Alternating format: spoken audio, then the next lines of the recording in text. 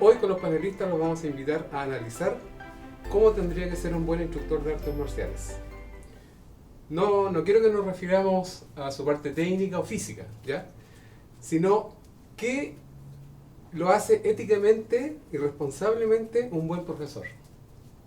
¿Ya? ¿A qué me refiero? A que en algún momento sus alumnos se van a enfrentar a la realidad de un combate deportivo o la calle. Entonces, ¿qué es lo que hace un buen profesor? ¿Cómo se prepara pedagógicamente a ser un buen profesor? Yo tuve la suerte hace más o menos 25 años atrás de crear la primera serie de artes marciales, Artes de Combate, que se da por televisión cable. Lo menciono porque esto me llevó a conocer a diversos profesores, a profesores muy buenos y a otros no tan buenos, ¿ya? Y había una cosa que siempre me llamaba la atención cuando yo visitaba las escuelas.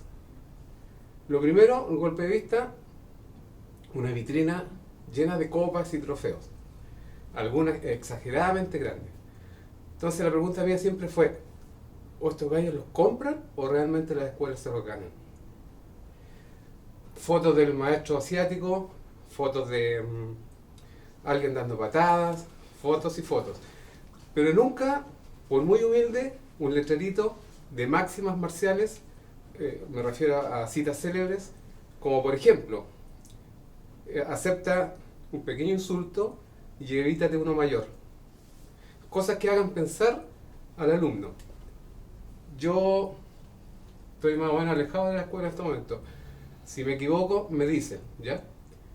Pero no me imagino en este momento un profesor que se acerque a un alumno y le diga, flaco, ¿sabéis que después que hagáis esas 1000 patadas, léete un libro de filosofía, léete un libro de psicología, un libro de autoayuda, para que entiendas lo que estamos haciendo? ¿Ya? Y te ayude a leer al oponente. Aquí comenzamos Tigres y Dragones.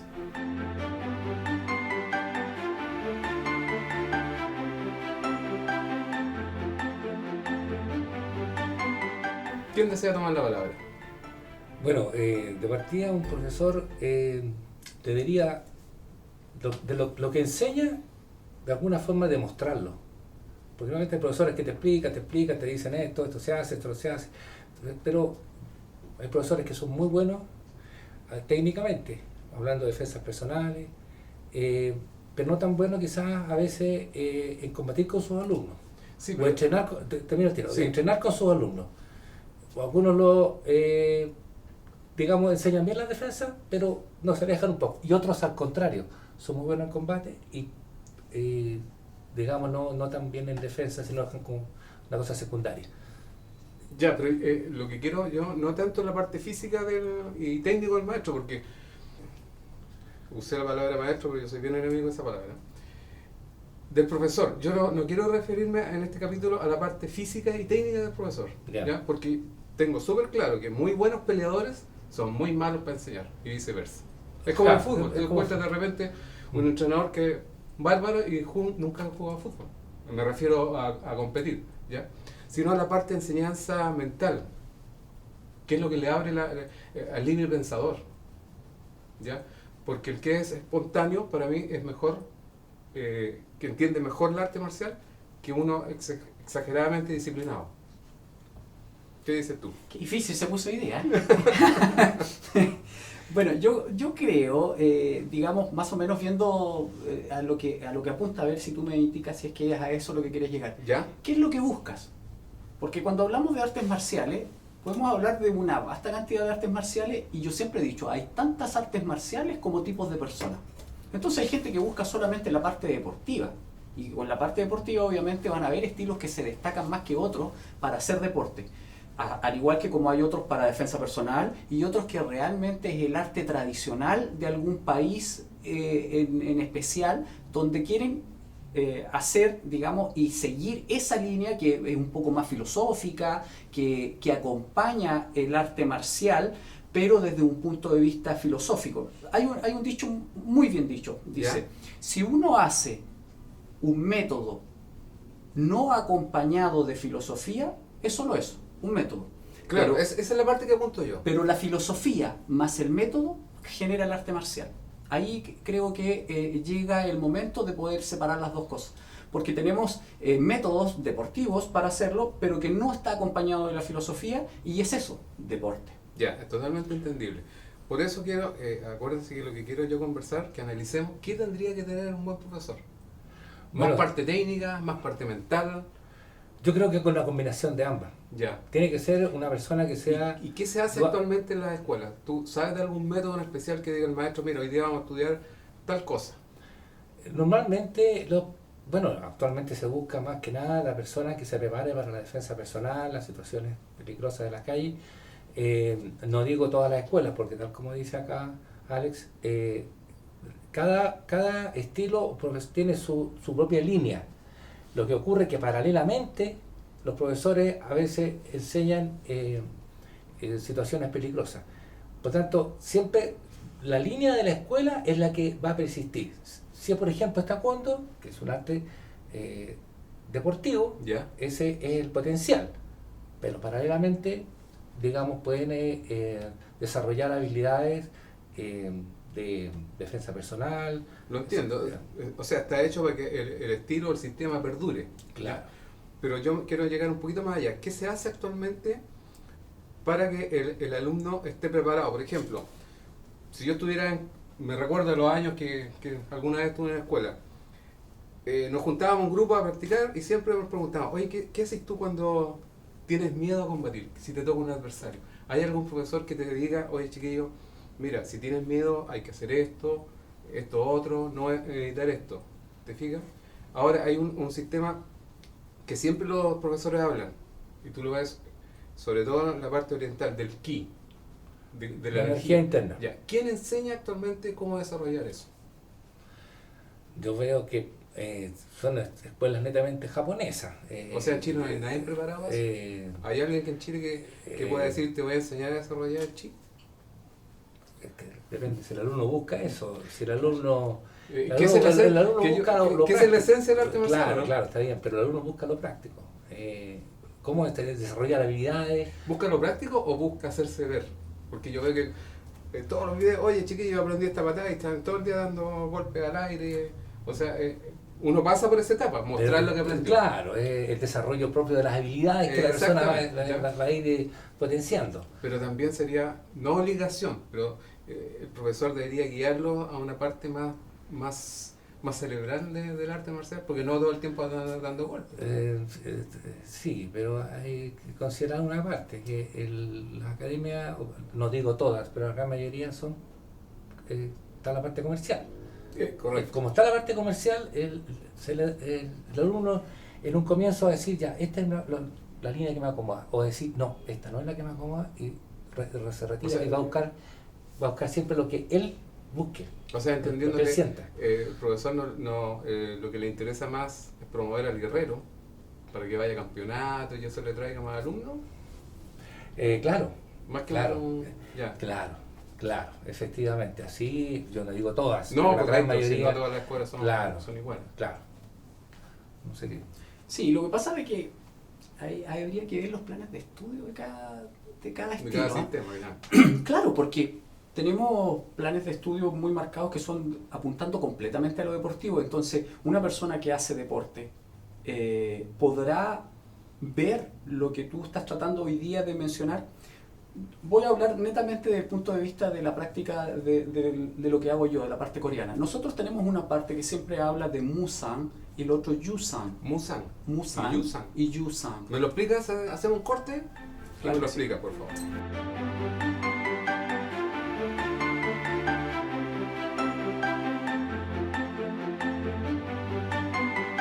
Ya, tú me hablabas de Musan.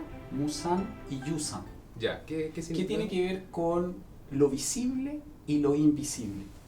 Entonces muchas veces nosotros como practicantes, y a esto también habría que hacer un hincapié, ¿y a qué me refiero? De que muchas veces también lo que tú estás preguntando pasa por la madurez del mismo practicante.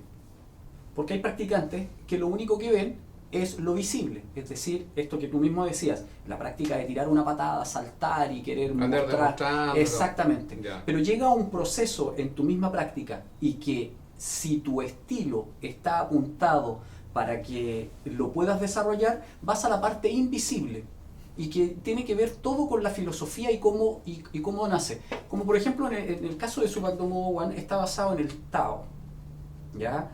Y como está basado en el Tao, obviamente ya entendemos para qué lado va. Digamos, el no esfuerzo de alguna situación, por ejemplo. Y todo eso nosotros lo llevamos a la práctica misma del movimiento. Entonces, por eso que hay un dicho que nosotros manejamos mucho que decimos que es filosofía en acción. Ya. Es filosofía en acción. Entonces, dependiendo de la madurez, nosotros mismos, Pero esa madurez lo dan los años. Sin duda. Ya, y un profesor nos podría ayudar a esa madurez demostrándole a los chicos buenos libros. Por supuesto Es que que sí. Yo soy muy amigo de que la gente lea. Exactamente. ¿Ya? Entonces, no solamente que escuche, sino que lea, que aprenda. Literatura para alcanzar estos estados que son un poco superiores y ver lo que es lo invisible a través de la filosofía, ¿Ya? hay muchísimas. Hay muchísimas. Y va a depender obviamente para qué lado apunta tu propio estilo o lo que tú estás practicando, de qué es lo que tienes que leer.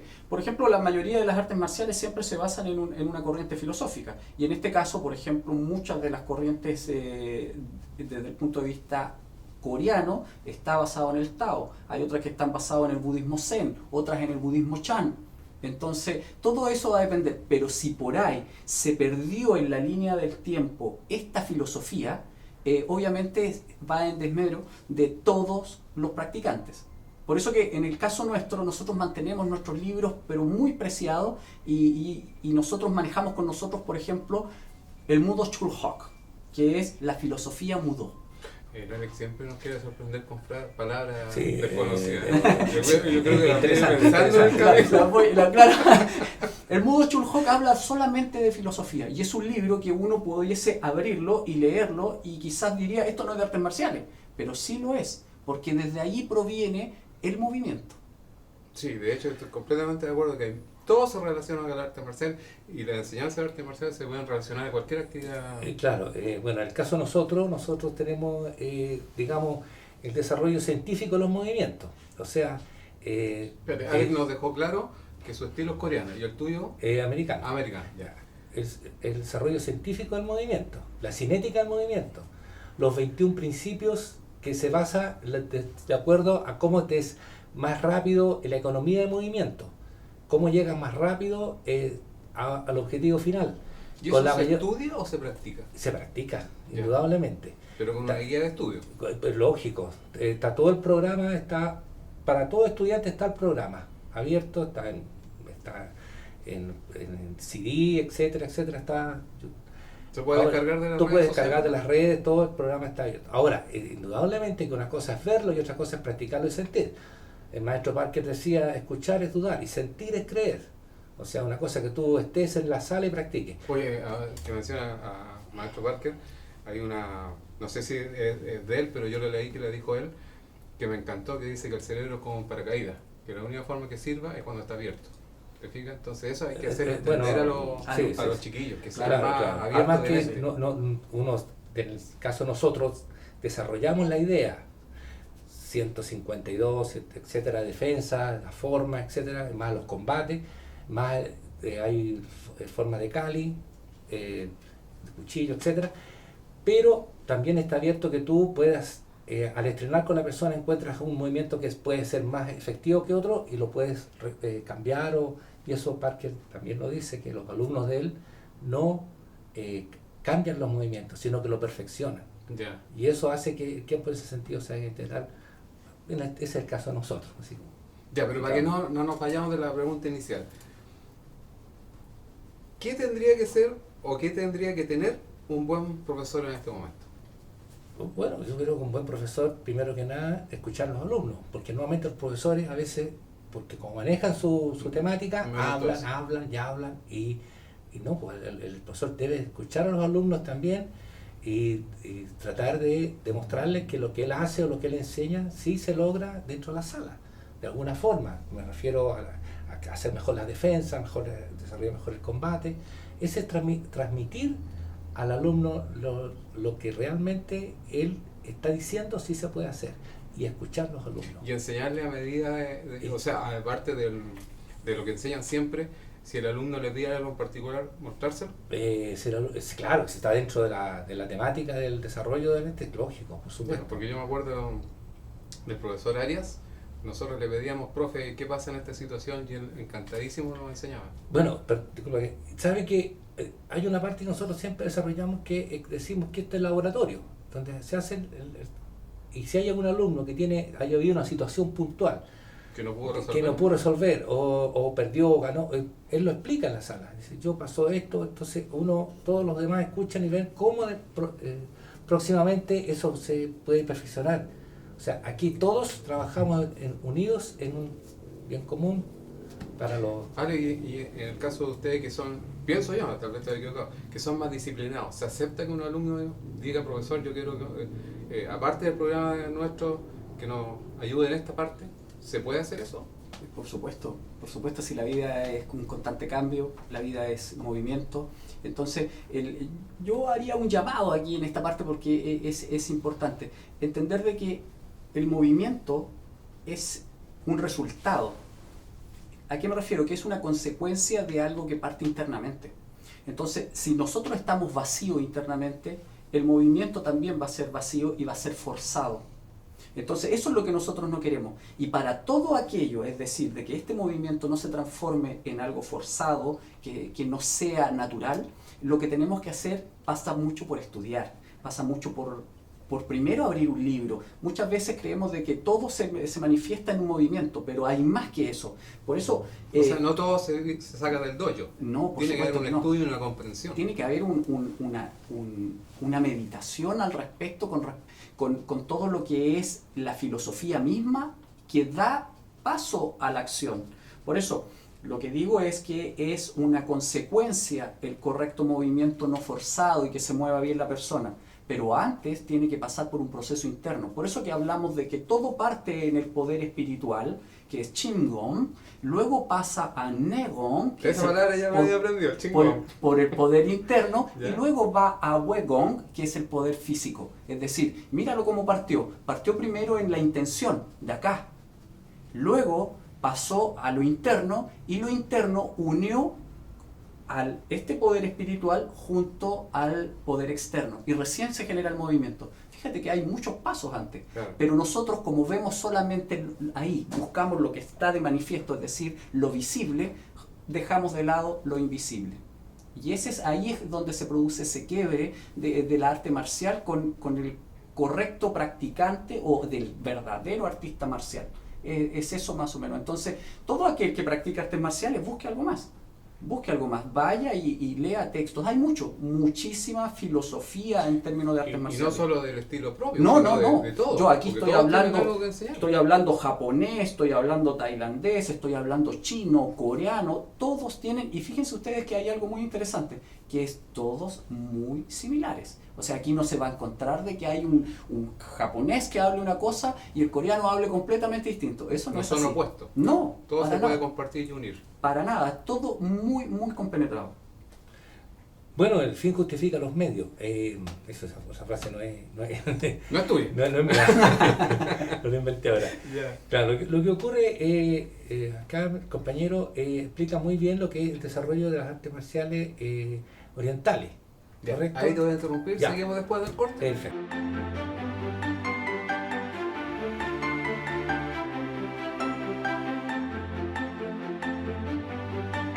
Me estabas contando. Claro, tal como explicaba, las artes marciales orientales tienen esa preponderancia, está bien. En el caso de nosotros, el arte marcial que nosotros practicamos es occidental. Por lo tanto, digamos, también tiene filosofía. Por el origen chino que tiene en el origen tiempo. chino. O se hizo su propia Se hizo filosofía. todo, claro. También la parte japonesa, jiu-jitsu, etcétera, todo hay una.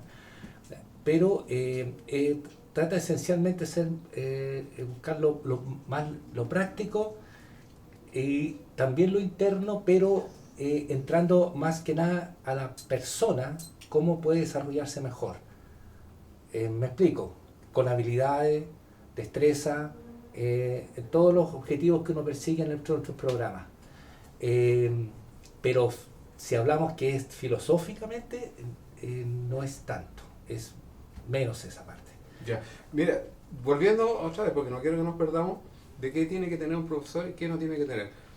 ¿Por qué va que yo veo de repente profesores que enseñan como enojados? Porque una cosa es enseñar disciplina y autoridad, a otra estar enojado. Por ejemplo, yo siempre lo pongo como ejemplo que vi a un profesor que tenía combatiendo a sus alumnos y le gritaba, enójate, enójate, para que el otro se defendiera. Entonces lo encuentro irracional, porque va en contra de la enseñanza del arte marcial. Es muy probable que ese profesor necesitaba que esos alumnos, yo hablando pensándolo bien, pensando que estaba haciendo algo bueno, tomara el combate con mayor seriedad, más carácter, más fuerza, más ímpetu. Probablemente sea eso. Pero y decirle, oye, piensa lo que estáis haciendo. Y al contrario, personas que muchas veces dentro de la sala se apasionan tan fuerte, bajar los decibeles para que hagan un combate más técnico, más preciso. Correcto. Y si la persona trabaja un combate muy de que yo te toco, tú me tocas, que sea un poquito más choque, claro, puede que sea esa parte que el profesor buscaba. Ya. No tanto la fue la mejor palabra. Claro, buscó acomodar en ese minuto la... Sí, porque si él después nos explicó por qué lo usó, sus alumnos van a creer que había que enojarse para combatir. Claro. Pero son circunstancias que dentro de la sala que ocurren, que hay personas que son más temerosas, entonces como que rehuyen el combate, entonces hay que buscarles que enfrente la situación con el cuidado correspondiente que tiene que tener el profesor con los alumnos, pero eso pasa así. ¿Y un buen profesor tiene que estar abierto a las críticas? Por supuesto. Porque yo me ha tocado conversar con profesores y que uno le hace una acotación en buena y se enojan, o sea, ¿y quién soy tú? ¿A quién le has ganado? ¿Te fijas? En vez de decir, oye, a lo mejor estoy metiendo las patas, no sé. No, pues sí, detrás del profesor hay un ser humano, Correcto. comete errores, tiene virtudes, tiene talento, pero también tiene que hacer, si tiene todo eso, tiene que aceptar que para crecer, pues, la crítica te hace crecer muchas veces. Sí. Alex, cortito, 5 consejos para que una persona sea un buen profesor. 5 consejos, Sí. wow, pero que ahí te vas al lado pedagógico y que me quiere matar. Esa es la idea. No, sí, yo sé que nos van a tomar como arrogantes a lo mejor si das consejos. ¿Ya? Claro. Pero 5 ideas entonces, 5 ideas. Algunas recomendaciones Eso, quizás basadas recomendaciones. en experiencia y todo. Exacto. Bueno, yo creo que el profesor también se forma por buenos alumnos. O sea, un buen profesor hay detrás buenos alumnos y viceversa. O sea, No, se y forma muchas veces ahí. uno aprende del alumno. Exactamente, uno es un aprendizaje constante. O sea, la vida está en constante movimiento, por lo tanto hay un constante aprendizaje. Tú recién mencionabas de los alumnos que tienen que estar enojados y todo. Bueno, si leyéramos este librito Filosofía que digo, se entendería realmente de que está completamente equivocado. Exacto. Porque en realidad lo único que hay que hacer es sonreír. Pues si yo voy a No, si yo aprender, sin leer el libro pensé que estaba equivocado. yo voy a aprender, voy a pasarlo bien. O sea, ¿por qué tengo que estar enojado? Exacto. Al contrario, tengo que relajarme, que no tiene que ver con ira. Hay un dicho, dice, no pelees con ira, porque ira te puede pegar. O sea, esto ya inmediatamente dentro del dicho te indica que no bajo ningún punto tienes que enojarte. El que se enoja pierde. Ya. Así de básico, Ahí digamos. tendríamos una recomendación. Sí, el que se enoja pierde. Segundo, tienes que aceptar por todos lados recomendaciones. Constante aprendizaje. Si tú como profesor no tienes profesor, no hay posibilidad de crecimiento. ¿Ya? O sea, se necesita una guía. Por supuesto que sí, siempre necesitamos una guía, porque lo único que no podemos dejar jamás, aunque seamos profesores, guías, monitores, llámenle como quieran, es tener nuestra propia guía. ¿Ya? Porque si no, ¿cómo seguimos? Muchas veces creemos que estamos haciendo bien y no lo estamos haciendo bien. Entonces necesitamos, por sobre todas las cosas, un profesor. Para mí siempre es una buena pregunta. ¿Quién es tu profesor? X. ¿Y quién es el profesor de tu profesor? Y ahí se termina como todo. Por eso, profesor, ten guía, sigue estudiando constantemente. Tenemos 4. Ya tengo 4. Sí. Wow, ¿por qué tanto? Faltaría una, porque Milton tiene como 10, pero te vamos a permitir 5 nomás. Y por sobre todas las cosas, trata de mantener siempre humildad para seguir el aprendizaje. De otra forma, no lo logramos. ¿Alguna recomendación? Sí, otra recomendación, humildad, respeto, perseverancia, constancia, y es importante que el maestro siempre tenga una actitud, como dice, un liderazgo positivo. Yo cuando me refería me refería al desarrollo de la enseñanza, porque el profesor puede estar enojado porque no siempre va a estar sonriente, porque si no también se toma muy liviana la clase. Puede estar un No, poco, correcto, claro, tiene que o sea, haber tiene que autoridad, tener sí, una sí, cierta, influir un cierto magnetismo para que el alumno, digamos, sienta la presión. ¿Ah? Sí. Pero no siempre. Por supuesto que la persona tiene que ser una persona empática hacia los demás. Eso es. Esa es la palabra, porque Claro, un profesor antipático claro, va a corretear a sus alumnos. claro. Y Pero ¿profesor de quién? en los momentos de que hay que ejercer presión, una persona tiene que tomar una actitud un poco más, Sí. más seria, indudablemente. Pero no que sea la constante, porque ahí sería una persona que sería muy pedante. Ya. Entonces, como estamos terminando, se nos pasó volando la hora. ¿Qué les parece si en el próximo programa conversamos con la calificación que tiene que tener un profesor? ¿Ya? Porque un profesor tiene que tener un grado alto, de partida. No puede ser cualquiera, porque ahora muchos iniciados ya son profesores. Sí. ¿Ya? Bueno, la ¿Les ley, parece? la ley chilena lo establece. Ahora, cada estilo también tendrá que establecerlo. Que sabe lo que pasa, que hay muchos profesores que está autorizado por su sistema, por su estilo, y otros por su patudez. Sí. ¿Por qué no decirlo? Y están dando clases. Pero la ley chilena es clara al respecto, o sea, Pero que como hay que todas abrir la cosas, ley 19.712. como todas las cosas, no fiscaliza a nadie. Ah. Lo mismo que el toque de queda, lo mismo que un montón de cosas que están pasando en este momento, no las fiscaliza. Así es. Así que hay manga ancha, Batco. Sí, es verdad. Ya pues chiquillos, 1.000.000 de gracias por estar de Agradecido. nuevo acá y Agradecido. terminamos con Agradecido. Tigres y Dragones.